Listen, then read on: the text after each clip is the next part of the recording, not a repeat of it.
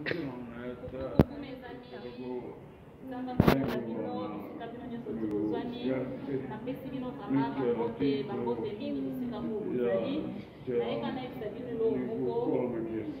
de côté la 4 année 2020, nous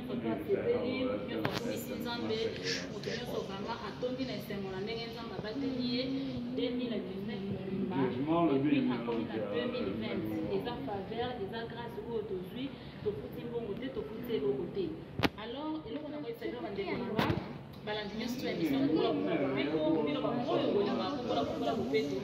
vrai, des grâces aujourd'hui, mais tous aux grâces ensemble à la légèreté, tous aux grâces ensemble à vanité. Quand on entend ça, les grâces, et les colobatés qui est tout spécial pour les Kabakoyo, en fin d'année 2019, pour l'équipe à Oyo, Bakouten a commandé dans l'année 2019. Ce qui nous semble, ça les grâces qui sont dans l'année 2020, et ça, total, il s'agit juste de caca, grâce ensemble. Mon ensemble le colon avant mon abisso. Yango lokola tokoti na année 2020 na ngomba. Boye bake année 2020 eza année ya kosakana te. Eza année oyo photo refléter bonzambe. Eza année oyo photo bimisa ba valeur ba qualité ba makambo moko ya malamu bonzambe na biso na likolo azala glorifier, nzambe na biso na likolo azala honorer. Donc eza année moko oyo to salela nzambe na ndenge oyo eza année oyo photo servir nzambe vraiment na force la biso nyonso to inisa pena be énergie na biso nyonso to salela nzambe na année 2020 yango na kopesa na ko biso eloko moko année 2020 en tout cas eza na 3 sortes ya bato oyo il faut na vie na yo osala makasa ko éviter bango. Il faut sala makasa ko éviter bango à tout prix. Donc kima bango pakata bango ko pesa bango donc du to itamula ite donc tant ba lobi ko pratiquer pour ba kolobate. Donc eza vraiment il faut ko ya ko éviter bango.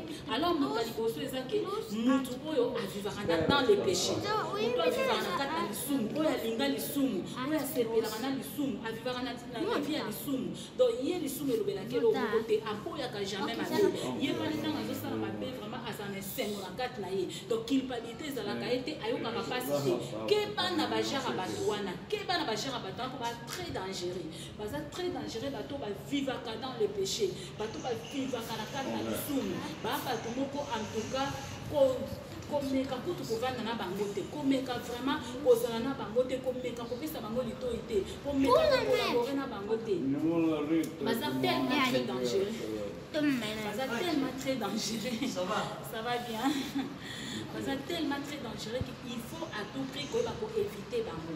Et puis deuxième point eza ke bato oyo bazalaka ba mauvais conseiller en tout cas il faut okima bango bato bapesaka ba conseil ya mabe. Donc yo kozala likambo soki yo memeli ye apesaka toujours ka toli ya mabe.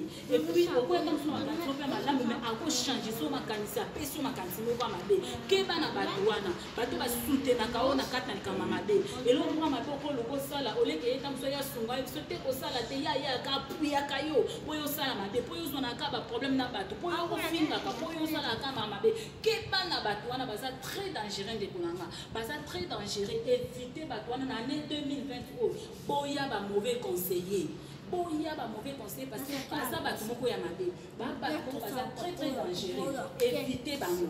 Alors il y a misato eza ke moto oyo koboya lisusu eza ke boya bato oyo bazalaka na kamsala okoseka bato donc mosala baoka koseka bato bango donc place bazali bamonaka bato baza tina te bamonaka bato bayebaka te bamonaka bato bazalaka mabe balataka mabe bayebaka koloba te bayebaka kosala likambo te do oka bango basalaka nde ezalaka te keba na bajara bato wana keba na bajara bato no basekaka bato donc basalaka ekiri na bango bagroupe na bango mpo baminisaka bato donc ozomona bato wana baza très très dangereux. Éviter bato wana éviter bango à tout prix boya bango kozala contact na bango te bima na kati ya baekira ndenge wana sozali na bango na neti 2019 na 2020 boya.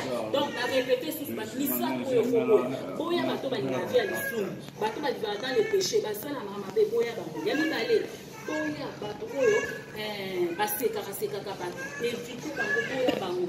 Et puis lisusu eza ke c'est ça, je pense que vous comprendre.